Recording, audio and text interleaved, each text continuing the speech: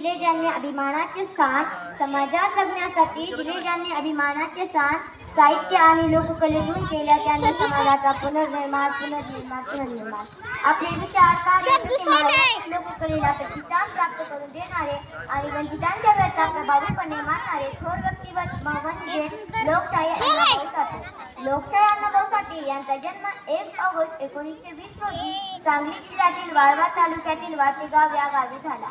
त्यांचे संपूर्ण नाव तुकाराम भाऊराव साठे असे होते. त्यांच्या आईचे नाव वालूबाई तसेच त्यांच्या वडिलांचे नाव भाऊराव असे होते.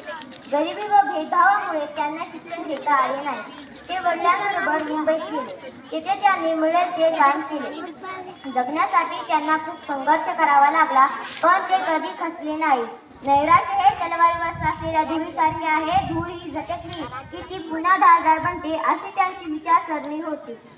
त्यांनी कादंबऱ्या, पटकथा, पोवाडे, कथासंग्रह, लावणी यांची निर्मिती केली. जाता जाता एवढेच बोलते की अण्णाभाऊंचे साहित्य शब्दरूपी तलवार होती. भल्या भल्यांना ठार करणारी तिला धार होती. शासनाकर्त्यास तिला लेखणीचा धाक होता. नेता आमचा लाखात नाही तर जगात एक होता, जगात एक होता, जगात एक होता. धन्यवाद.